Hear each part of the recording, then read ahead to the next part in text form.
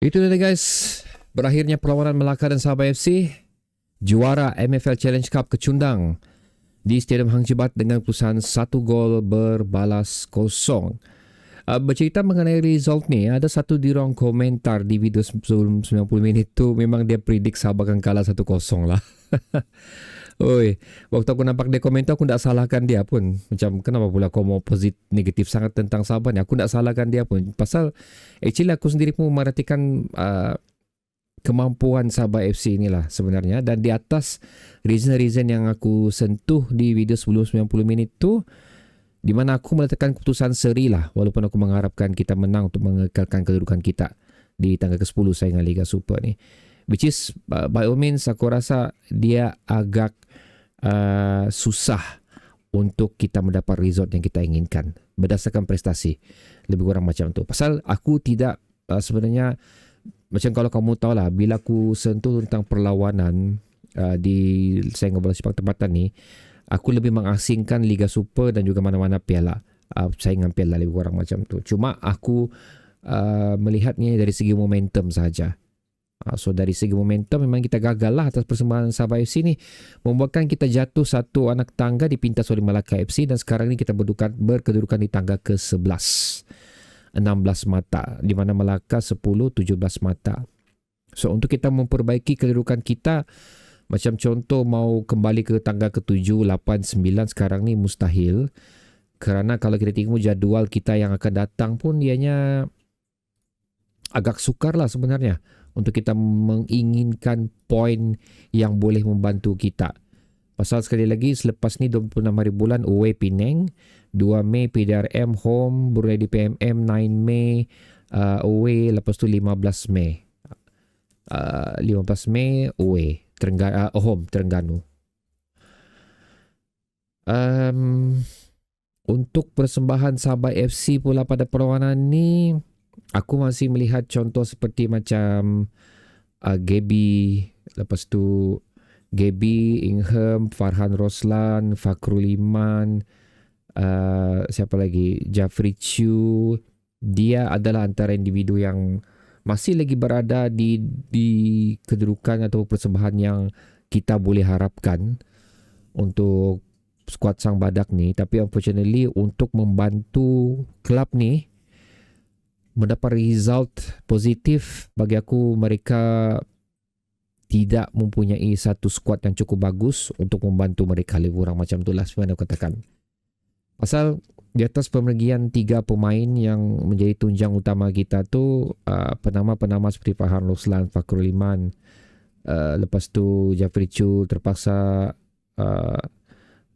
step up the game lah, lebih kurang macam itu. Tapi unfortunately mereka ni pun sebenarnya tidak boleh mengisi kekosongan tersebut dengan baiknya ataupun berada dalam kedudukan yang sama seperti nama yang telah ditinggalkan oleh pemain tersebut. Tapi sekali lagi cukup untuk berada bersama Sabah FC bagi mengharungi perlawanan yang akan datang. At least kita masih ada player yang masih boleh menggerakkan skuad ni daripada tiada langsung. Lebih kurang macam itulah. So aku tak salahkan, kejap aku tengok dulu. Aku tidak salahkan kekalahan ni sebenarnya, pasal aku sendiri pun sudah menganggarkan satu adalah dari segi fatigue player kita, di mana 120 minit perlawanan telah mereka lalui, kena travel ke Tanah Semenanjung, lepas tu ke Melaka pun travel lagi, pasal bukannya diorang terus direct pergi airport Melaka tu. In fact diorang kena turun di KLIA dan terus perjalanan menuju ke Melaka. So it's not an easy journey lah untuk berada di Stadium Hang Jebat ni bagi mengharungi Melaka, lebih kurang macam tu. So dari segi ball position apa semua, aku boleh katakan ianya agak 50-50 untuk kedua pasukan, di mana apabila Sabah mengawal bola mereka boleh lakukan, tapi apabila Melaka dapat kembali tempo mereka pula mengawal perlawanan kembali lah. So bukannya kita tidak ada chances, kita ada miliki chances yang cukup bagus sebenarnya daripada Endong Omba, daripada Fergus Tierney. Percubaan Jafri Chu pun aku boleh katakan adalah daripada bola mati pun adalah percubaan yang terbaik dimiliki oleh Sabah FC juga. Tapi sebenarnya kita tahu bahagian hadapan midfield kita tidak begitu bagus lah. Okay, di especially selepas pengambil alihan daripada Juan Hiraro ni. Juan Hiraro pun, aku tahu banyak aku baca komen tu, ramai menyalahkan certain player, ramai menyalahkan coach kita. Tapi the way I see it again, Juan Hiraro ni sebenarnya dia tak perlu pun ambil squad Sabah FC ni selepas peninggalan JP. Pasal dia, kalau aku as a coach, aku sendiri tahu kekurangan squad ni.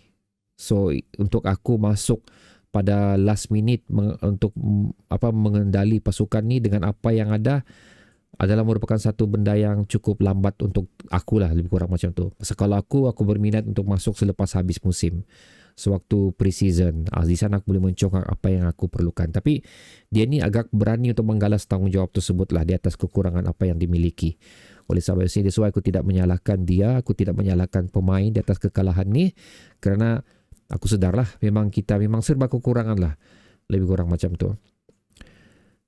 So ini benda yang aku mau cakap sebenarnya lah sewaktu MFL Challenge Cup tu untuk persembahan Sabah FC. Tapi again, aku mau protect kemenangan tu dan aku membawa komen tu ke perlawanan menentang Melaka tu, mana pasukan di saingan Liga Super ni lah. Aku dah mau sentuh banyak pasal ianya terbukti pada perlawanan ni, even kita kontrol perlawanan sekalipun, tapi yang terbaik sebenarnya masih lagi defend kita. Dan apabila bola ditolak ke hadapan, tidak ada player yang betul-betul cukup kreatif, mempunyai vision yang cukup jelas untuk bagaimana untuk memecah benteng gawang, memecah benteng pertahanan Melaka lah pada perlawanan ini. So bila Melaka menjaringkan gol saja, tiada benda lain yang perlu mereka lakukan, adalah perlu bertahan. Dan cara mereka bertahan pun cukup bagus. Kemasukan penggantian pemain mereka pun cukup bagus mengikut kepentingan perlawanan ni bagi mereka. Bagi Sabah FC pula, sekali lagi, I know they are trying hard enough untuk cuba kembali dalam perlawanan ni, tapi kita memang kekurangan dari segenap sudut lah, especially sekali lagi bahagian serangan dan juga midfield kita, yang menyebabkan keputusan ini terjadi, lebih kurang macam tu. So okay guys, macam tidak ada mood sangat lah mau bercerita mengenai kekalahan ni sebenarnya, pasal satu memang kita jangka lah, memang aku sebenarnya jangka perlawanan ni sukar untuk kita, lebih kurang macam tu. Tapi untuk anda yang mempunyai pendapat yang cukup berbeza daripada aku jemput anda untuk meletakkannya di ruang komentar di bawah.